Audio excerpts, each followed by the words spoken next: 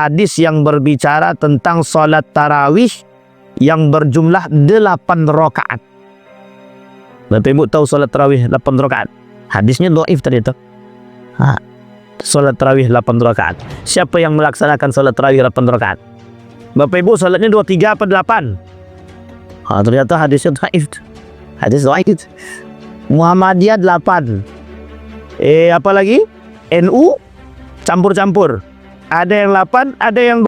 Kalau kemarin itu di Saudi itu, tahun kemarin, dia tidak 8 dan tidak juga 20. Pas lagi saya di sana tuh, ini lagi sehat apa tak sehat nih saya bilang. Ternyata mereka 10 tambah 3, 13. Itu Saudi kemarin. Katanya ketika saya tanya,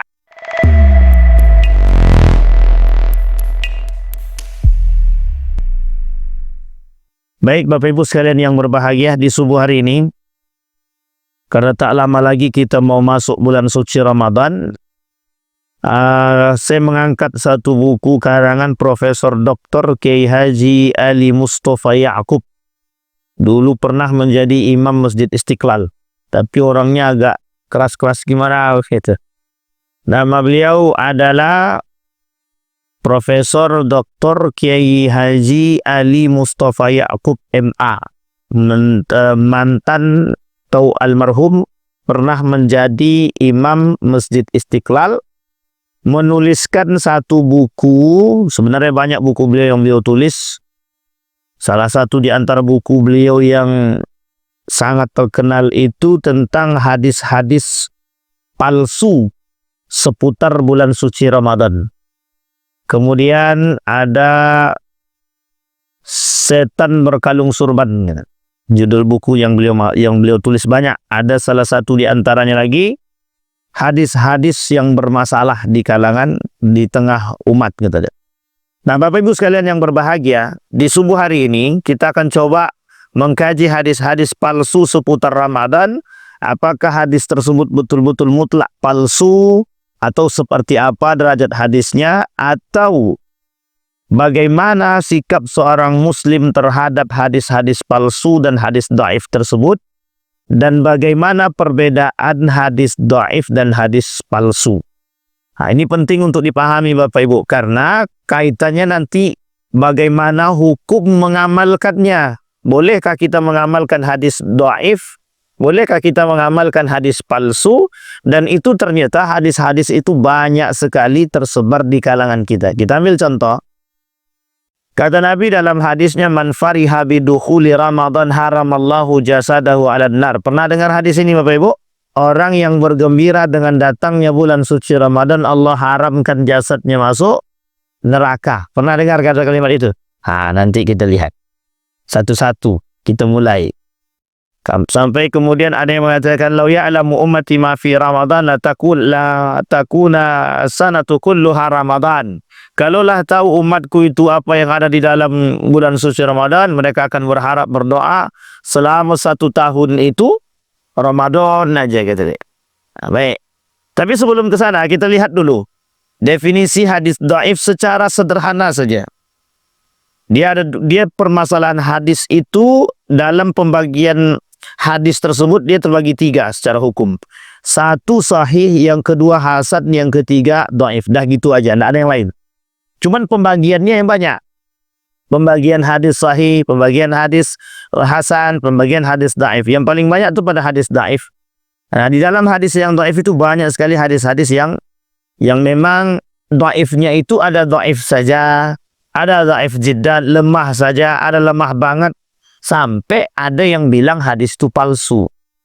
Nah, sekarang kita lihat dulu hadis dhaif itu. Hadis dhaif itu apa? Kita para ulama hadis dhaif itu lemah, lawatnya kuat. Sementara menurut istilah, ma lam yajma' sifatil muhaddithin atau sifatul hadis as-sahih wala sifatil hadisil hasan. Tidak ada berkumpul di dalam itu karakter-karakter orang-orang yang merawikan hadis-hadis sahih ataupun hasan. Artinya sifat-sifatnya.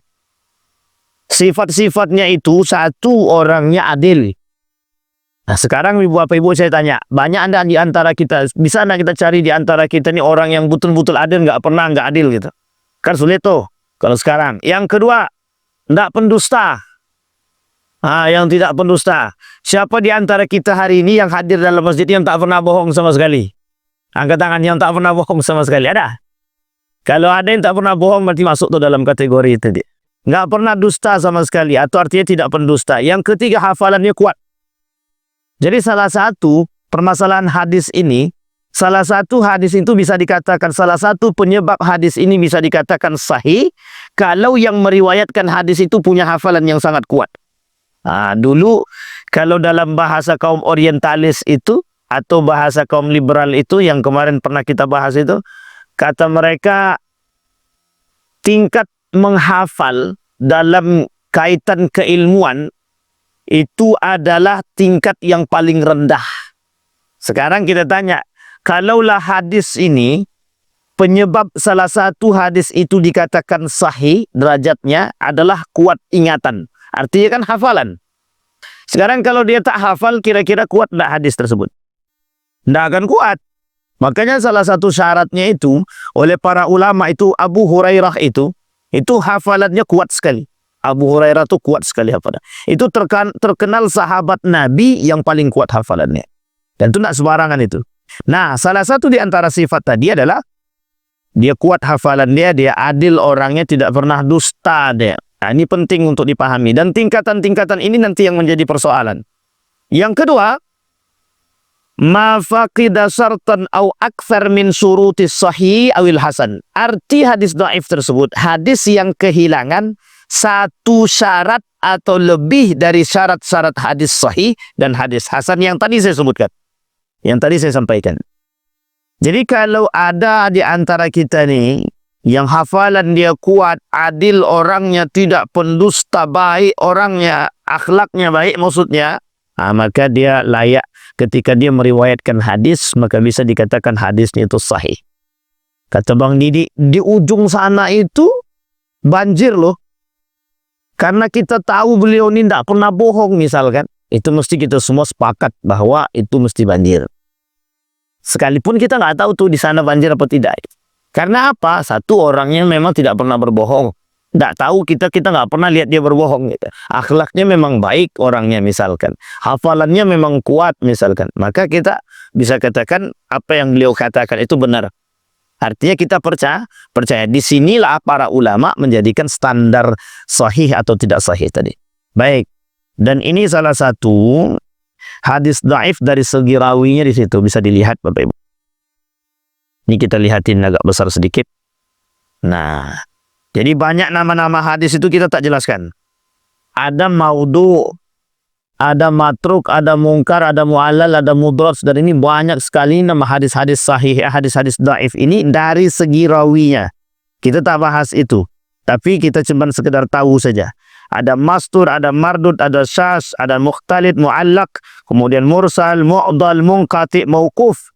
Dari segi sanadnya, kemudian dari segi rawinya sudah, dari segi sanadnya sudah, dari segi matanya mauquf wal maqtu' dan lain sebagainya. Nah, sekarang kita lihat ini jalur rawi ya, tinjauan hadis dia pakai perawi itu. Sahabat dia ada dari segi rawinya, ada sahabat, ada tabi'in, ada tabi'at tabi'in. Nah, sekarang kita masuk hadis maudhu'. Jadi hadisnya itu maudhu'. Hadis maudhu' ini artinya hadis palsu. Hadis palsu itu artinya hadis yang diada-adakan atau hadis yang tak sampai ke baginda Nabi atau sahabat. Tak sampai dia sama Nabi Muhammad. Tapi tak sampai juga kepada sahabat. Misalkan hadis yang berbunyi tentang kita ambil contoh yang paling sederhana itu utlubil ilma minal mahdi ilal lahdi gitu. Ada yang mengatakan itu hadis. Atau hadis an-nazafatu minal iman. An-nazafatu minal iman. Itu hadis palsu. An-nazafatu minal iman. Coba bayangkan. Selama ini kita dengar tuh hadis kan benar ya. Itu ternyata hadis yang tidak sahih sama sekali itu. Tidak sahih sama sekali. Kita ambil kalau di bulan Ramadan ada contohnya. Man fariha bidukhuli Ramadan faqad haramallahu jasadahu. Dan orang yang sudah gembira dengan datangnya Ramadan, haram jasad dia masuk surga. Sumu tasihu. berpuasalah kalian bakal sehat, kata dia. Ternyata hadisnya nggak benar. Nah, kata para ulama hadis ini tak benar. Nanti kita lihat takhrijnya itu. Nah, apa yang disebut dengan hadis-hadis maudhu tadi? Hadis maudhu itu, ini dia. Hadis yang rawinya pendusta atau dusta. Dusta di sini maksudnya tak ada kalimat itu, tidak ada hadis itu, tapi dibuat-buat dia. Hadis itu tak ada. Merupakan hadis dhaif yang paling rendah dan paling buruk. Sebagian ulama malah menganggapnya terpisah, bukan bagian daripada jenis-jenis hadis dhaif. Dia kalaupun hadis dhaif sekalipun, ada hadis dhaif, masih dikatakan hadis. Tapi dhaif banget, lemah banget gitu. Dhaif itu artinya lemah banget. Dia ada lemah saja, ada lemah banget. Dan ini berbeda tingkatan. Makanya 3 poin hadis ini, yang pertama lemah, yang kedua lemah banget, yang ketiga itu palsu. Ketiga-tiga ini itu menjadi perdebatan di kalangan ulama, boleh atau tidaknya mengamalkan hadis-hadis tersebut. Dan ini akan kita lihat. Nah, sampai di sini bisa dipahami Bapak Ibu? Merupakan hadis dhaif yang paling rendah tingkatannya, maudhu' namanya. Maudhu' itu bahasa lainnya palsu. Apa namanya Bapak Ibu? Palsu. Namanya hadis palsu. Dan dianggap oleh sebagian para ulama hadis itu berbeda dengan hadis dhaif, dia terpisah. Hadis dhaif cuma 2 pembagiannya, dhaif lemah saja atau lemah banget. Yang kedua, yang ketiga, hadis palsu. Hadis palsu oleh para ulama dianggap sendiri karena apa? Sebenarnya tidak ada hadis itu tapi dibuat. Tidak ada hadis itu tapi dibuat. Contohnya hadis yang dibuat-buat itu, ada ulama yang mengatakan itu an-nadhafatu minal iman. Kemudian ada yang mengatakan utlubil ilma minal mahdi ilal lahdi gitu. Dan lain sebagainya. Kita lihat derajat-derajat hadis tersebut. Nah, Bapak Ibu sekalian yang berbahagia, sekarang kita lihat perbedaannya Bapak Ibu. Perbedaan hadis-hadis dhaif, hadis dhaif dan palsu itu kita merujuk kepada pemahaman di dalam kitab Mustalahul Hadis. Kita lihat Syekh Khalil bin Ibrahim mengatakan hadis dhaif bil maudhu', menjelaskan secara panjang lebar tentang perbedaan itu. Ia mengecam sebagian kalangan yang menyamakan hadis dhaif itu dengan hadis palsu. Tidak sama hadis dhaif, hadis lemah dengan hadis palsu itu, kata Syekh Khalil, tidak sama. Kenapa ini perlu kita angkat? Karena ada sebagian kalangan yang menganggap hadis dhaif itu sama dengan hadis palsu, kata dia. Karena dimasukkan oleh mereka hadis palsu tadi dalam hadis yang lemah tadi. Macam-macam hadis lemah, masuklah hadis palsu tadi. Nah, oleh beliau, Syekh Khalil kata, tak sama, kata dia. Karena dalam pembahasan mustalahul hadis, ilmu-ilmu pembahasan hadis, ilmu hadis itu tak sama antara ilmu hadis dhaif, hadis lemah, dan hadis palsu, kata beliau. Nah, sekarang kita lihat. Syekh Khalil menjelaskan, di antara perbedaan hadis dhaif, hadis lemah, dan hadis palsu tadi adalah innal hadis ad-dha'ifa huwa fil asl mansub ila Nabi al-Mustafa al-Karim sallallahu alaihi wasallam bi khilafil maudhu' fa huwa makdzubun mukhtaliq masnu'un. Nah, ini penting. Hadis dhaif masih disandarkan pada Nabi, sekalipun dhaif dia. Sekalipun dhaif dia, tapi masih disandarkan kepada Nabi. Kita ambil contoh. Bapak Ibu berbuka puasa dengan doanya apa? Allahumma laka sumtu wa bika amantu ala rizkika aftartu birahmatika ya arhamar rahimin. Itu benar tidak ada. Nah, hadis ini itu dhaif. Lemah hadis ini. Sebagian ulama bilang hadis ini lemah banget. Tapi sebagian lagi bilang lemah saja. Sampai sini paham ya? Kenapa kok bisa begitu, Ustaz? Ya, karena di antara perawi hadis ini salah satu atau salah seorang dari yang ada meriwayatkan hadis ini, dia termasuk orang yang suka dusta. Nah, sampai di sini paham? Atau kata para ulama, lemah hafalan dia. Makanya hadis yang sahih untuk berbuka puasa itu, 1, Bismillahirrahmanirrahim. Yang kedua, setelah makan atau minum, baru kita berdoalah. Apa doanya? Zahabat dama. Ini hadis-hadis yang terkait di bulan suci Ramadan. Tapi ada ulama yang mengatakan hadis yang tadi Allahumma laka sumtu wa bika amantu wa ala rizqika aftartu itu tidak lemah banget, tapi lemah saja. Nanti kita lihat boleh tidak mengamalkan hadis lemah tadi. Sehingga di TV-TV itu doanya sama. Allahumma laka sumtu wa bika amantu dari dulu sampai sekarang. Doanya sama. Kalau seandainya ternyata hadis lemah itu boleh diamalkan, maka kita tak persoalkan itu. Sampai di sini bisa dipahami, Bapak Ibu? Baik, kita kembalikan pendapat. Nah, kemudian penyebab dhaifnya sebuah hadis, kata beliau tadi, kata Syekh Khalil itu, adalah keterputusan sanadnya atau kelemahan-kelemahan yang bersifat manusiawi dari para perawinya. Seperti daya ingatnya yang lemah, sering ragu, ataupun tersalahkan dalam menyampaikan sesuatu. Tapi sebaliknya, perbedaannya, kalau dia hadis palsu, kata dia, hadis yang tidak bersumber sama sekali sama Nabi, justru bahkan diada-adakan. Jadi hadis itu memang tak ada, tapi dibuat-buat, kata dia. Tapi dibuat-buat. Misal kalau ada orang bilang begini, kata orang tersebut, orang yang tidak sholat, masuknya neraka jahanam, kata dia. Kalau ada yang bilang begitu, mesti hadisnya palsu tuh. Karena tak ada hadis yang mengatakan orang tak sholat itu masuk neraka jahanam. Cuma neraka yang masuk itu bagi orang tak sholat ada dalam Al-Quran ada. Orang yang meninggalkan sholat. Malakum fi sakar. Malakum fi sakar. Nerakanya neraka sakar. Bukan neraka jahanam. Itu kata para ulama. Jadi, kenapa kok bisa masuk ke dalam neraka jahanam itu tergantung tingkatan nanti apakah dia fasik ataupun dia mengingkari atau munafik. Baik.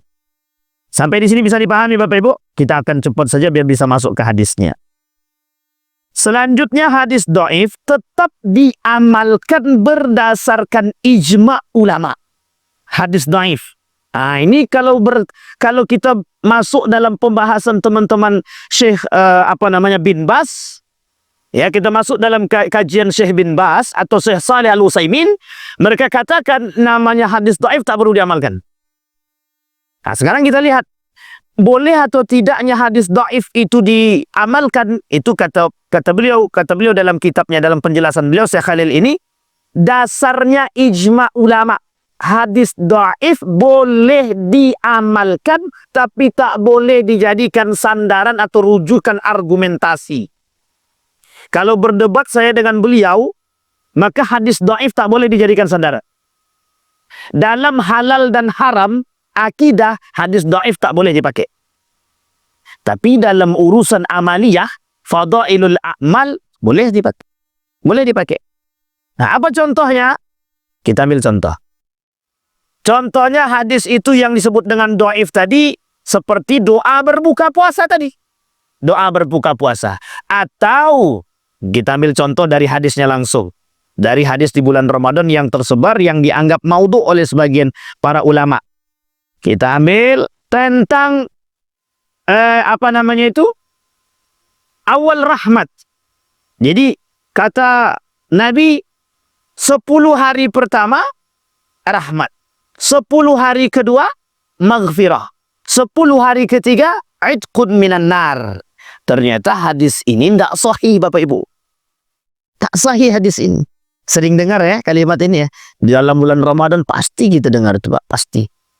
Kata para dai tadi, 10 hari pertama rahmat, 10 hari kedua maghfirah, yang ketiga idqun minan nar. Maka perbanyaklah amal. Kalau gitu kita pilih yang terakhir aja. Jadi pertama kita nggak usah puasa, yang pertama kita 10 pertama kita nggak usah puasa, 10 kedua kita nggak puasa, yang penting kita puasa di 10 ketiga. Kenapa gitu? Karena 10 ketiga itu idqun minan nar, terlepas dari api neraka. Jadi enak kan? Maka kata para ulama secara teks ini salah ini, kata dia. Maka diperdebatkan oleh para ulama, apakah hadis itu dhaif atau hadis itu lemah atau hadis itu palsu. Kalau nanti hadis itu lemah ataupun palsu, kalau palsu kita harus tinggalkan, tapi kalau lemah dia boleh kita pakai untuk amalkan saja. Contoh, sumu tasihu. Sumu tasihu. Apa artinya sumu tasihu? Berpuasalah kalian, nanti kalian akan sehat. Pertanyaannya, betulkah orang puasa itu sehat? Berarti kalau begitu orang-orang yang sakit jantung puasalah. Orang yang semua sakit puasalah. Karena mesti sehat gitu dia. Ini yang kemudian menjadi perdebatan di kalangan ulama, sehingga para ulama itu menganggap hadis-hadis seperti ini seperti ada sedikit kesalahan gitu deh. Ada sedikit kesalahan. Baik, nanti kita lihat dari kitab-kitab yang tadi kita bahas. Ibnu Hajar Al-Haytami dalam kitab Ad-Dur Al-Mandud, sebagaimana yang dikutip juga oleh Sayyid Muhammad bin Alwi bin Abbas Al-Maliki dalam karyanya Madza fi Sya'ban, menyebutkan sebagai berikut. Wa qad ittafaqa al-a'imma min al-muhadditsin wal fuqaha wa ghairihim kama dzakarahu Nawawi wa ghairuhu ala jawazil amal bil hadits ad-dha'if fil fadail wat targhib wat tarhib la fil ahkami wa nahwa ma lam yakun syadidud dhaif. Kata beliau, kata Ibnu Al-Haytami, boleh mengamalkan hadis dhaif tapi tidak dalam perkara halal haram dan akidah. Boleh dia mengamalkan dalam fadail saja, mengambil keutamaan-keutamaannya saja. Tetapi dalam hukum ahkam tidak, asalkan tidak lemah-lemah kali, kata dia. Dari mana kami tahu? Kami kan orang awam, Pak Ustaz. Makanya para da'i jangan sembarangan menyampaikan hadis kalau tak tahu derajat hadis tadi. Sehingga takutnya ketika disampaikan kepada para jamaah ternyata hadis itu palsu, maka itu muskilah, Bapak Ibu. Masalah kita. Diamalkanlah sama dia. Ternyata hadis dia palsu. Nah, setelah hadis palsu kemudian diamalkan, kira-kira berdosa apa tak berdosa tuh? Berdosa. Tambah kita sampaikan ke orang. Waduh, makin muskilah pula deh. Sampai di sini paham ya Bapak Ibu ya? Baik.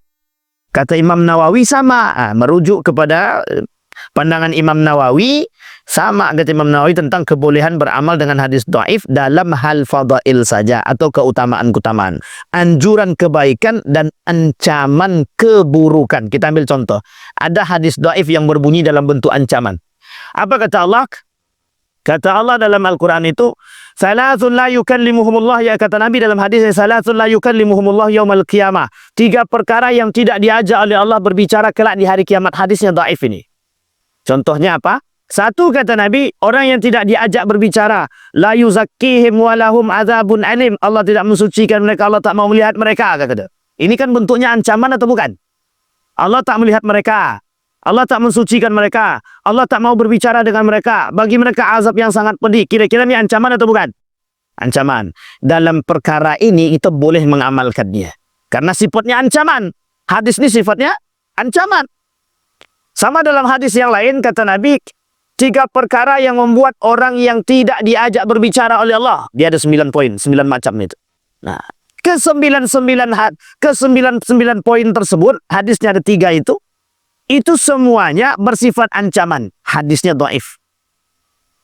Tapi dhaif, kata para ulama, boleh disampaikan untuk menjadi fadail, mengambil keutamaan dari situ, sehingga orang bisa sadar, termotivasi untuk beribadah, kata dia. Nah, sampai di sini paham Bapak Ibu ya? Baik. Tapi ada hadis yang bersifat yang lain, yang sifatnya palsu, tak boleh sama sekali dipakai, karena memang hadis itu diada-adakan. Nah, yang diada-adakan itu memang tak boleh. Bapak Ibu sekalian yang berbahagia, sampai di sini bisa dipahami Bapak Ibu? Sudah aman atau belum? Baik. Kalau belum aman, kita lanjut. Berikut ini kutipan beberapa pendapat para ulama terkait hal tersebut. Pertama, Imam Nawawi dalam fatwanya menyebutkan adanya konsensus atau ijma ulama terkait kebolehan mengamalkan hadis dhaif, yang hal-hal itu tidak berkaitan tentang akidah dan hukum halal haram. Yang kedua, boleh mengamalkannya secara mutlak dalam persoalan hukum ketika tidak ditemukan lagi hadis apapun atau hadis sahih. Itu baru boleh. Tidak ada hadis sahih sama sekali yang berbicara tentang hukum judi online gitu, misal. Lah itu judinya aja udah haram gitu. Nggak perlu pakai hadis pun, jelas Al-Quran dia keharaman, kan begitu. Baik. Nah, sekarang Bapak Ibu sekalian yang berbahagia, Ketiga hadis dhaif boleh diamalkan jika ia tersebar secara luas dan masyarakat menerimanya secara umum tanpa ada tolakan yang berarti.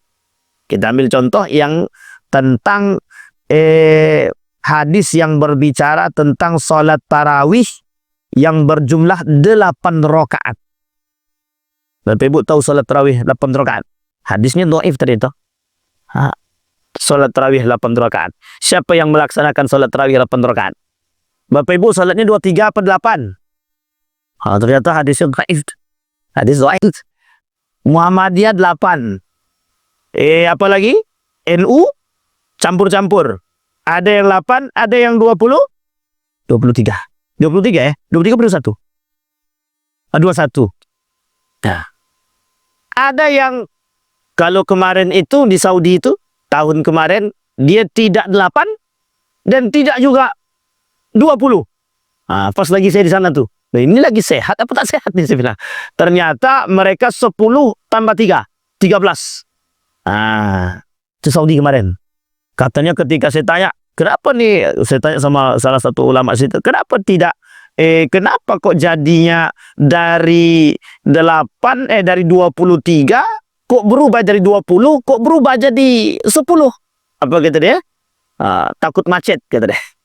Takut, alasannya takut macet. Ternyata setelah ditelusuri memang ada hadisnya memang yang melaksanakan salat tarawih 10 rakaat itu ada. Sampai di sini bisa dipahami Bapak Ibu? Nah, ternyata ada hadisnya. Apakah sahih hadisnya? Dan itu bertolak belakang daripada mayoritas ulama. Bertolak belakang daripada mayoritas yang dilakukan oleh masyarakat. Dan itu unik. Sangat unik sekali. Kaget saya Pak. Ini sholat apa 2 rakaat lagi saya bilang. Sholat tarawihnya selesai. Witirnya selesai. Saya kira itu witir. Rupanya sholat tambah 2 rakaat lagi sholat tarawih dia. Jadi jumlahnya 10. Baik. Dan ini poin pentingnya Bapak Ibu. Nah sekarang kita masuk Bapak Ibu. Kita masuk ya. Salah satu contohnya hadis yang sholat tarawih yang 8 itu hadisnya dhaif. Begitu juga yang 20 juga hadisnya dhaif. Tapi ada ulama yang menghasankan hadis tersebut. Nah, itu perbedaannya. Nanti gini Bapak Ibu. Hadis dhaif yang tidak hadis yang lemah. Yang lemahnya tidak lemah-lemah banget.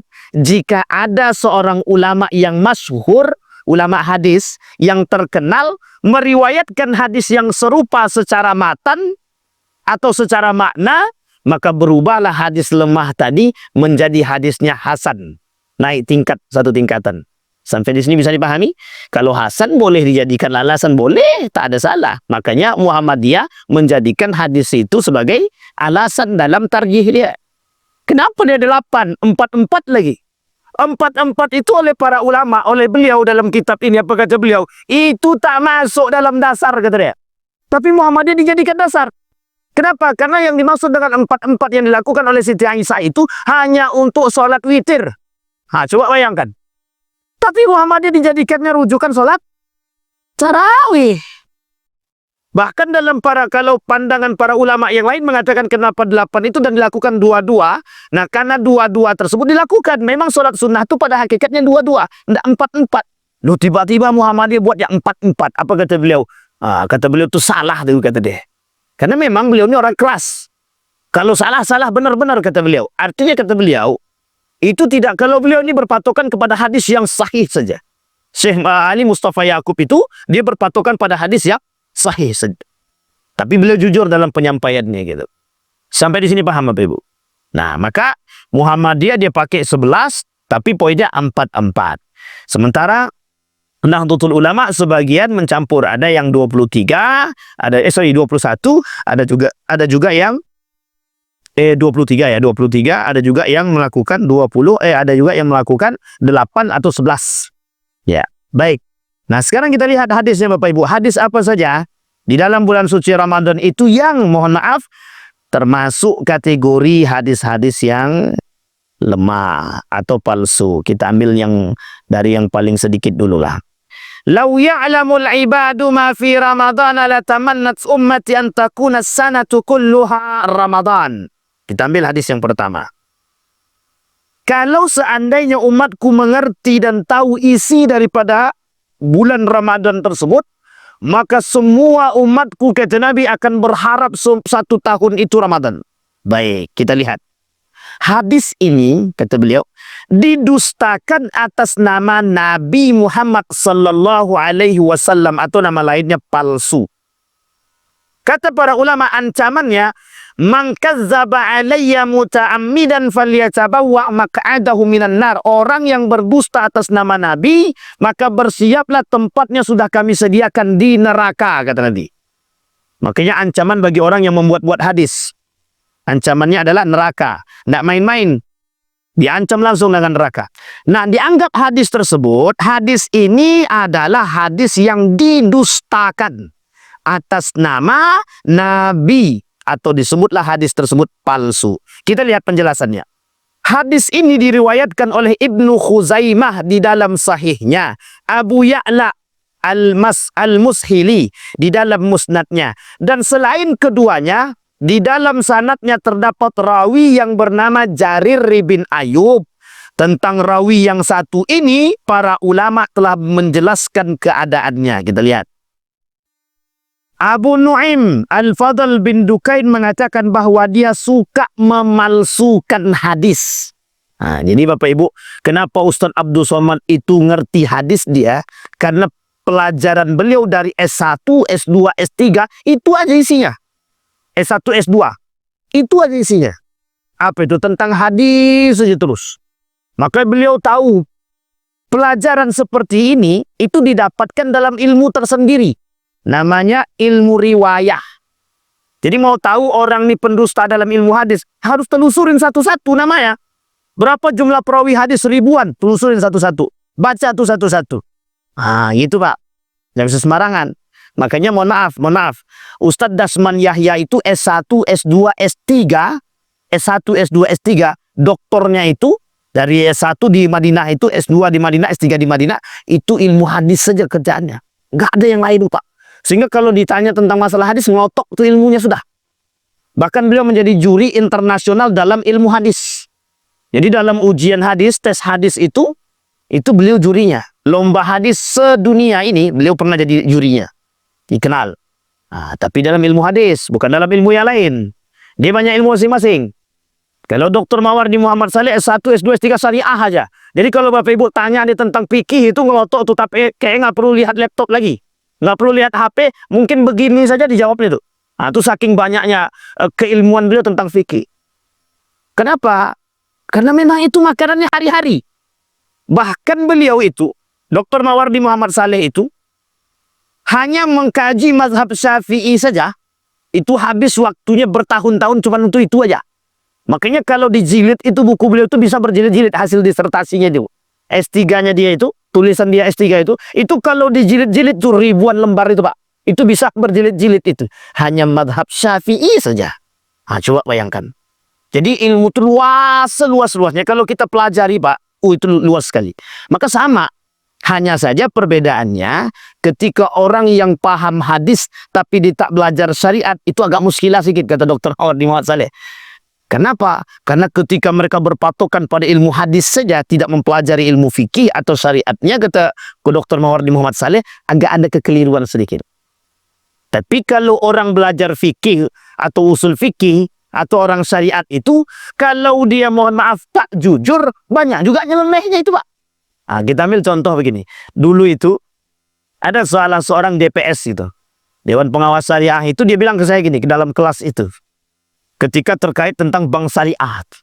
Pak, saya bilang, Pak Dos, itu kalau Pak Dos tukar-tukar akad dalam perbankan itu tuh rusak loh, kata saya. Jawaban beliau sederhana. Oh, bukan begitu, kata dia. Salah itu pemahamannya. Yang benar itu, kata dia, kita bukan gonta-ganti, akad, kata dia. Tapi kalau kita tak pakai akad yang lain, nanti bank kolaps. Kalau bank kolaps, kami tak dapat gaji nanti, kata dia. Aku ngajar sih, ini jelas masalah itu. Artinya apa? Kadang-kadang kalau orang-orang fikih nih Pak, kalau dia jujur, dia aman deh. Tapi kalau tidak nyeleneh, dia itu muskilah juga Pak. Kita ambil contoh, kata dia gini. Salat itu harus tepat waktu, kata dia. Kalau kita berbicara dengan orang yang tekstual atau orang hadis, itu dia kata, salat itu tepat waktu. Ketika azan, ya salatlah. Kan begitu. Tapi kata ulama fikih tak begitu Pak. Mau Bapak sholat setelah orang jamaah sholat pun tak ada masalah, kata dia. jam 2 pun tak masalah. Itu kenapa? Sholat di waktu yang tepat gitu deh. Coba Pak, itu masalah fikih itu. Itu masalah fikih, bukan masalah hadis lagi. Kadang-kadang begitu Pak. Makanya Bapak Ibu kalau lihat orang-orang fikih, lihatlah orang fikih itu. Kenapa begitu? Agak-agak aneh sedikit. Cuman memang yang jujur itu yang kita butuhkan gitu. Karena memang dalam situ ada celah Pak. Setiap itu ada celahnya. Nah, kembali kepada masalah tadi. Abu Nuaim sudah. Al-Bukhari, Abu Hatim, dan Abu Zur'ah mengatakan dia adalah mungkarul hadis. Ibnu Khuzaimah mengatakan jika hadisnya itu sahih. Ibnul Jauzi mengatakan dalam kitabnya Al-Mawdu'at dan juga Asy-Syaukani dalam Fawaid Al-Majmu'ah, halamannya sudah di sini, menghukumi dia adalah perawi yang suka memalsukan hadis, yakni pendusta. Nah, di sini sudah bisa kelihatan Bapak Ibu. Di dalam kitab Lisanul Mizan karya Ibnu Hajar Al-Asqalani. Artinya apa Bapak Ibu? Kesimpulannya, hadis ini sebagian besar oleh para ulama dikatakan hadisnya dusta. Kalau dusta Bapak Ibu, hadis ini dianggap sebagai palsu. Atau yang paling rendah dianggap mungkarul hadis. Mungkarul hadis itu bagian daripada hadis palsu atau disebut dengan hadis yang sangat lemah sekali. Nah, sekarang kita lihat, bolehkah kita mengamalkan hadis yang lemah banget dan palsu? Ulama sepakat tidak boleh mengambil atau mengamalkan hadis yang lemah banget ataupun hadis palsu. Sampai di sini bisa dipahami Bapak Ibu. Jadi kalau ada besok ustadz yang berbicara lau ya'lamu ummati ma fi Ramadan latamannan an takuna sanatu kulluha Ramadan. Selesai dia ceramah atau selesai dia sholat tarawih, duduk bareng sedikit sama beliau, Ustaz, apakah hadis itu benar? Kalau memang benar tolong sampaikan, kalau tidak jangan disampaikan lagi Ustaz. Kata salah seorang ustadz mengatakan hadis tersebut palsu atau hadis itu lemah banget. Itu perlu disampaikan Bapak Ibu. Kenapa? Karena kita butuh kejujuran para dai. Kalau tidak Bapak Ibu, mohon maaf, subhat banyak yang tersebar itu gara-gara itu Bapak Ibu. Gara-gara itulah subhat itu banyak tersebar itu. Sehingga mohon maaf, amaliyah Ramadan kita nih jadinya bingung. Allah belum tentu menerima, Allah tidak mau menerima perbuatan-perbuatan yang tidak ada dasarnya Pak. Kalau ada dasarnya mau diterima, kalau tak ada dasarnya bagaimana mau terima? Tak bisa diterima begitu saja. Bapak Ibu sholat tahajud 28 rakaat, ada dasarnya? Tak ada dasarnya. Nabi melaksanakan 100 rakaat khusus Nabi. Nabi tak sunnahkan kepada yang lain. Sampai di sini paham Bapak Ibu? Ini penting untuk dipahami. Baik, itu hadis yang pertama.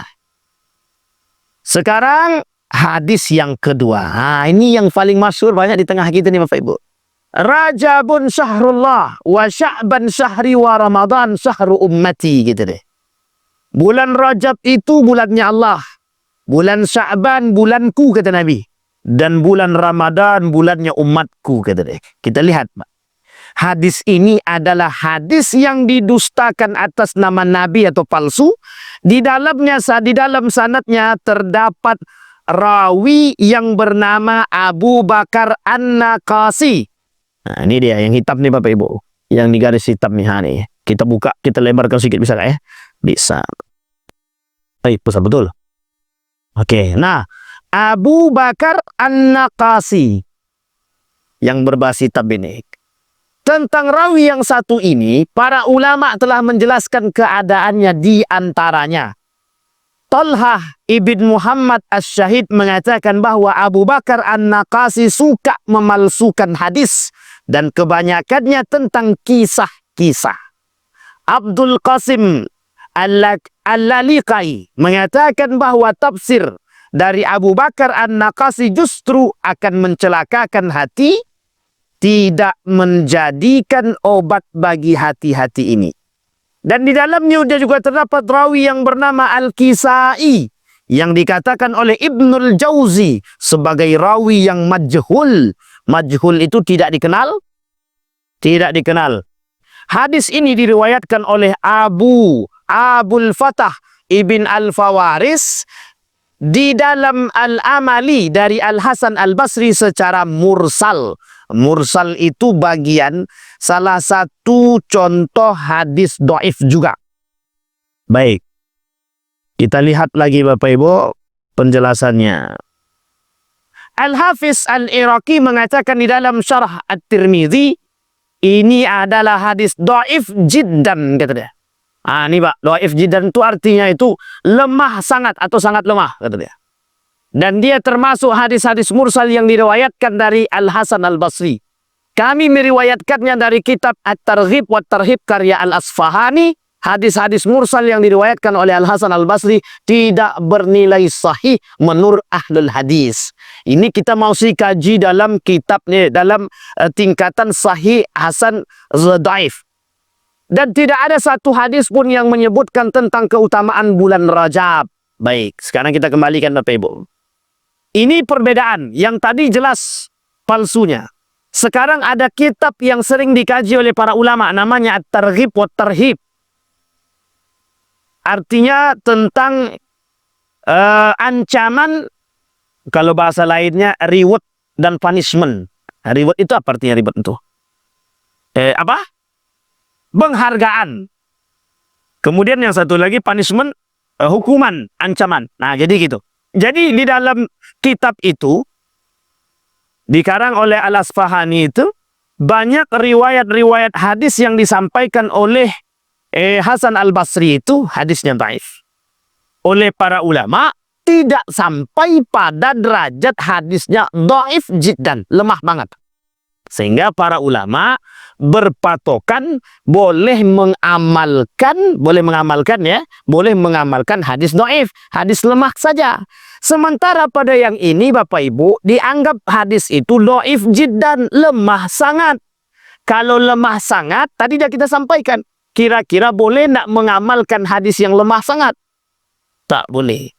Jangankan dijadikan alasan, dijadikan atau diamalkan saja tidak boleh, apalagi dijadikan alasan. Oleh para ulama dianggap hadis-hadis ini adalah hadis yang palsu atau hadisnya lemah sangat. Sangat lemah. Kalau sangat lemah, maka harus kita tinggalkan. Jadi bagaimana Pak Ustaz? Jangan memahami secara mutlak bahwa Rajab itu bulannya Allah, dan Sya'ban itu bulannya Nabi, dan Ramadan itu bulannya umat baginda Nabi Muhammad SAW. Artinya apa? Bulan Rajab, bulan Sya'ban, bulan Ramadan, bulannya Allah, bulannya Rasul, bulannya umat. Artinya apa? Pada bulan-bulan tersebut beribadahlah layaknya. Hanya saja keutamaan Ramadan disampaikan oleh Nabi dalam hadis-hadis yang lain terkait keutamaannya ada. Kita ambil contoh, orang yang beribadah di bulan Ramadan sama tidak nilai pahalanya di bulan yang lain? Tidak sama, 2 kali lipat. Sampai di sini paham? Itu keutamaan Ramadan atau bukan? Itu boleh, hadisnya sahih. Kita mengamalkan itu. Tapi kalau dikatakan bulan itu ada bulan Allah, bulan Rasul dibagi-bagi, maka itu kurang tepat secara matan, secara teks kata para ulama juga tidak sependapat. Tidak sejalan. Kenapa? Semua bulan itu bulannya Allah. Semua bulan itu bulannya Rasul. Dan semua bulan itu bulannya umat. Artinya, umat manusia, umat muslim beribadahlah pada bulan-bulan tersebut sesuai dengan aturan yang sudah ditentukan oleh Allah Subhanahu wa Ta'ala, baik dalam syariat, baik dalam sunnah, baik dalam kewajiban kita sebagai seorang muslim. Nah, kemudian yang dilarang adalah mengkultuskan bulan. Nah, ini dia. Kalau bulan Ramadan memang disebutkan keutamaannya banyak, ya sampaikan. Kalau ada hadis-hadis yang berbicara keutamaan bulan-bulan tersebut, itu mesti tidak ada masalah. Hanya saja tidak dipisahkan. Sampai di sini Bapak Ibu paham ya? Yang saya maksud tidak dipisahkan, pokoknya aku tidak mau beribadah di bulan Zulhijjah. Aku maunya beribadah di bulan Rajab saja. Karena itu bulannya Allah. Itu namanya pengkultusan, pengkhususan. Tidak bisa, tidak benar, tidak boleh. Sampai di sini paham? Pokoknya kalian jangan keluar di bulan Sya'ban, di bulan Rajab. Itu bulan sial. Itu muskilah tuh. Masalah tuh, masalah. Kalian jangan banyak-banyak. Jangan ada yang berpuasa di bulan Sya'ban. Karena Nabi tak berpuasa di bulan Sya'ban. Wah, misal. Padahal Nabi juga pernah berpuasa di bulan Sya'ban. Atau sebaliknya, berpuasalah banyak-banyak di bulan Sya'ban daripada bulan-bulan yang lain, gitu deh. Karena Nabi pernah berpuasa di bulan Sya'ban. Kalau dikhususkan, maka itu muskilah. Maka Nabi pernah juga menyampaikan keutamaan-keutamaan bulan-bulan tersebut. Hanya saja rata-rata bulan-bulan yang tertentu itu disampaikan oleh Nabi dalam hadisnya oleh sebagian para ulama dianggap lemah. Sampai di sini bisa dipahami Bapak Ibu? Bisa dipahami Bapak Ibu? Artinya apa? Kalaulah keutamaan bulan Ramadan sudah Nabi sampaikan sekian banyak keutamaannya. Contoh, setan dibelenggu. Hadisnya sahih apa tidak? Itu hadisnya dhaif. Kemudian oleh sebagian ulama ada yang meriwayat yang masyhur jadi hasan hadis itu. Tapi sahih banget tidak. Dia kata bahwa di bulan Ramadan itu setan-setan dibelenggu, betul ya? Setan-setan dibelenggu, yang dibelenggu itu setan mana? Tapi kok masih banyak yang buka warung? Masih banyak yang tak puasa. Setan mana yang dibelenggu? Setan itu ada dua. Satu, memang setan itu sendiri betul. Yang kedua, manusia. Manusia itu setan juga itu, Pak. Boleh lihat dalam surah Al-Kahfi. Jin itu dari golongan siapa? Manusia juga. Makanya, syayatinal ins, kata dia. Ya, setan-setan manusia itu juga banyak. Makanya kata para nabi, kata para ulama itu, setan itu terbagi dua. Satu, setan bentuk setan. Yang kedua, setan itu ya manusia itu sendiri, gitu deh. Karena dia terlalu lama berbaur dengan setan, jadi setan dia. Ini muskilah kita Bapak Ibu. Maka tak salahkah ketika Nabi mengatakan setan-setan dibelenggu? Tidak. Memang tak salah. Memang di bulan Ramadan salah satu keutamaannya adalah tidak bisa berkeliarannya para jin dan iblis itu tidak bisa berkeliaran. Memang tidak bisa.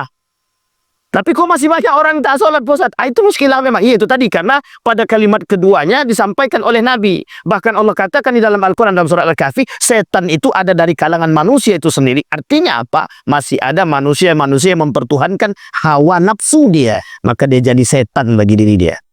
Sampai di sini paham Bapak Ibu? Baik. Ada pertanyaan sampai dua hadis ini Bapak Ibu? Ada pertanyaan? Silakan Pak. Saya tanya yang Ustaz. Jangan baik. Tapi gimana mau bilang? Utlubil ilma minal mahdi lal lahdi. Itu lemah apa lemah? Apa biasa aja. Apakah dia hadis itu lemah atau lemah banget? Gitu kan? Lemah dia ada lemah, ada lemah banget, ada palsu. Sebagian ulama mengatakan, kita ambil mayoritas ulama saja. Kalau mayoritas ulama mengatakan hadis ini hadisnya dhaif. Makanya mohon maaf. Sebagian lagi menggunakan hadis tersebut. Kenapa kita katakan bahkan di pondok-pondok banyak? Ternyata masih ada ulama yang mengatakan ada juga ulama yang mengatakan hadis ini dhaif jiddan ada. Tapi yang mengatakan hadis ini dhaif jiddan tidak mayoritas ulama. Mayoritas ulama mengatakan hadis ini lemah masih boleh dijadikan masih boleh diambil faidah atau diamalkan. Kita ambil contoh lagi. Hadis yang kedua. Utlubil ilma walau bisib. Tahu Bapak Ibu ya? Tuntutlah ilmu walaupun ke negeri. Hadisnya itu dhaif. Sampai di sini bisa dipahami Bapak Ibu ya. Dan kami belajar itu Bapak Ibu. Di pondok dipelajari. Tapi diambil manfaat saja. Diambil manfaat. Bukan masuk pada kategori yang lain. Tapi kalau dia dhaif jiddan, itu tidak boleh kita amalkan lagi sudah. Saya sepakat dengan itu. Ibnu Hajar al-Asqalani tak boleh mengambil manfaat dari hadis-hadis yang dhaifnya atau lemahnya lemah banget. Sampai di sini paham Bapak Ibu? Baik. Contoh yang lainnya tadi, doa berbuka puasa. Hadis itu sebagian kalangan mengatakan itu hadisnya lemah sangat. Tapi ternyata nanti kapan waktu kita bedah lagi pada waktunya, itu ternyata hadisnya bukan dhaif banget. Masih banyak ulama yang menganggap hadis tersebut hanya dhaif saja. Nah kalau dhaif, makanya sampai sekarang majelis ulama tidak merubah. Kenapa majelis ulama? Masa sekelas majelis ulama tidak tahu kalau hadis itu dhaif? Masa sekelas ulama tidak tahu kalau hadis itu dhaif jiddan atau palsu? Kan tidak mungkin. Makanya kenapa majelis ulama tidak mengkoreksi itu dalam tatanan pengubahan atau penghapusan. Kenapa? Ternyata hadis tersebut Dhaif. Dhaif masih boleh diamalkan? Boleh Pak, tak ada masalah kok. Saya sepakat dengan Ibnul Qayyim Al-Jauziyah, hadis dhaif masih bisa diamalkan. Yang tak boleh diamalkan adalah hadis dhaif jiddan, lemah sangat, atau hadis itu palsu. Oke Bapak Ibu? Ada pertanyaan lain Bapak Ibu? Cukup? Aman? Apa tak aman? Sudah selesai dah. Baik Bapak Ibu, memang kenapa ini perlu kita sampaikan? Karena dulu waktu saya pulang, waktu ketika keluar dari Gontor itu, tiba-tiba saya sholat Jumat di salah satu tempat itu. Sampai berapi-api dai khotibnya berbicara, man fariha bidukhuli Ramadan haramallahu jasadahu alad nar. Kita cek Pak, setelah saya agak besar sikit lah kan gitu. Setelah besar sikit, kita cek tuh. Kebetulan saya punya buku namanya Kutubut Tis'ah. 9 Kutubut Tis'ah itu 9 kitab-kitab terkenal dalam periwayatan hadis atau dalam ilmu hadis, dalam hadis-hadis tersebut. Saya tengoklah, nggak ada tuh Pak kalimat itu, nggak dapat saya. Ternyata hanya dapat dalam kitab Durratun Nasihin. Nah, oleh sebagian ulama menganggap dalam kitab Durratun Nasihin ini memang banyak hadis-hadis lemah gitu deh. Nah, ternyata setelah kita tengok hadis man fariha bidukhuli Ramadan tadi, man fariha bidukhuli Ramadan faqad haramallahu jasadahu alan nar. Orang yang bergembira dengan datangnya bulan suci Ramadan, maka jasadnya haram masuk neraka. Berarti kalau kita dah bangga saja, udah gembira saja, udah masuk surga kita. Tidak bukan masuk neraka kita. Tak puasa pun tak masalah, yang penting gembira. Nah, itu muskilah memang. Makanya oleh para ulama dikatakan dalam pemahaman para ulama tentang takhrijul hadis ini, apa kata dia? Ini maknanya saja sudah tidak sinkron ini gitu. Masa iya orang cuma ini dalam kajian, bukan dalam spiritualitas ya Bapak Ibu ya. Jangan salah paham dulu. Ini bukan ilmu tasawuf, ilmu hadis. Dia butuh logika untuk memahami. Masa iya cuman bergembira saja diharamkan masuk neraka? Itu bahasanya. Sehingga oleh para ilmuwan hadis tadi, kalimat itu juga menentukan gitu deh, untuk kebenaran istilah dalam hadis tersebut. Sampai di sini bisa paham ya Bapak Ibu ya? Masih banyak Pak. Tenang, hadisnya masih banyak. Masih banyak hadis-hadis seputar Ramadan yang akan kita bedah. Kira-kira apakah hadis itu hadis dhaif atau hadis palsu? Kalau memang hadis palsu, Bapak Ibu sekalian yang berbahagia, maka mau tidak mau, meskipun menjadi tradisi bagi kita, ya harus kita tinggalkan. Hadis yang paling sahih tentang doa berbuka puasa, ada yang tahu Bapak Ibu? Satu ya, Bismillahirrahmanirrahim. Itu yang paling sahih. Tidak ada yang lain. Itu yang paling sahih. Nah, hadis yang tadi, hadis yang tentang doa tadi, itu dibaca setelah berbuka dan setelah makan. Zahabaz zama, wabtabatil uruq, wastabatil ajru insyaallah. Itu dia. Tapi bukan berarti yang Allahumma laka sumtu wa bika amantu ala rizkika aftartu birahmatika ya arhamar rahimin. Itu tidak dibenarkan untuk mengamalkan. Boleh saja, tak ada masalah. Karena oleh sebagian ulama dianggap hadis ini dhaif. Hanya saja oleh pandangan beliau hadis tersebut dhaif jiddan, lemah banget kata beliau. Tapi nanti kita lihat di pertemuan yang akan datang. Saya kira itu Bapak Ibu. Sementara ini 2 hadis pertama sudah kita sampaikan tentang hadis-hadis seputar Ramadan. Ada pertanyaan Bapak Ibu? Aman? Amin. Kalau sudah aman, kita berdoa kepada Allah, mudah-mudahan apa yang kita sampaikan di subuh hari ini bisa menjadi panduan dalam kehidupan kita untuk menjadi manusia yang lebih baik dan dan bisa mengharapkan keridhaan Allah, dan Allah ridha dan berkah terhadap apa yang kita lakukan.